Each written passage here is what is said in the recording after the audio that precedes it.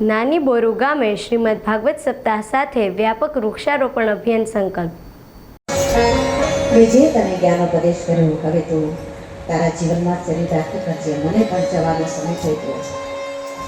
કપિલ ભગવાન માની પ્રદક્ષિણા કરે છે, ત્યાંથી વિદા થાય છે અને દેવહૂતિ માતા કે જે ગુરુદેવ દ્વારા જ્ઞાન પ્રાપ્ત થયું એ જીવનમાં ચરિતાર્થ કર્યું અને સાધના કરતા કરતા યોગીન થયા અને સિદ્ધપુર પાટણમાં પરમાત્માના ચરણોમાં એનો આત્મા વિલીન કરે છે. આજે પણ એ માતૃગયા કહેવાય છે.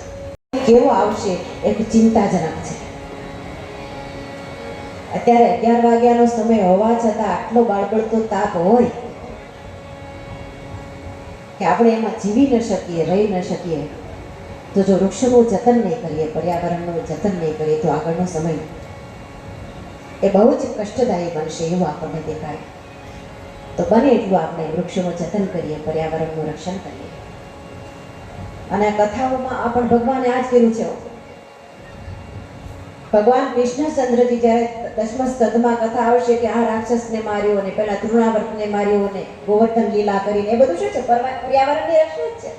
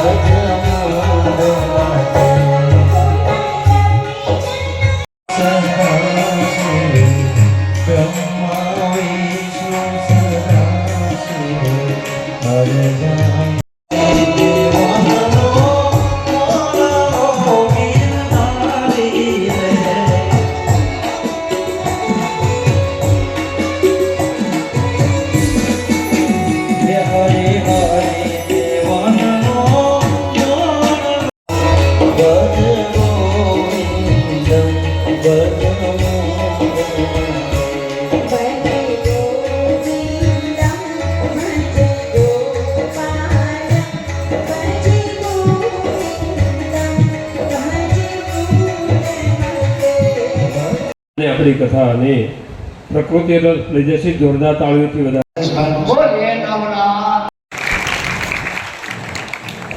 આ ગામની અંદર ધૂળમાં રમી અને મોટા થયા છીએ એટલે વતનનો પ્રેમ અને વતનની યાદ આવે.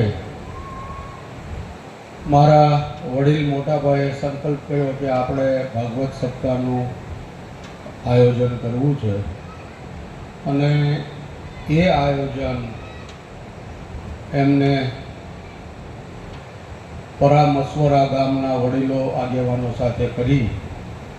પણ અમારી એક ભાવના હતી કે આ ભાગવત સપ્તાહ માત્ર પરિવાર પૂરતી ના હોય અને સમગ્ર નાની બોરુ ગામના પિતૃઓના મોક્ષાર્થે આપણે આ કાર્યક્રમનું આયોજન કરીએ.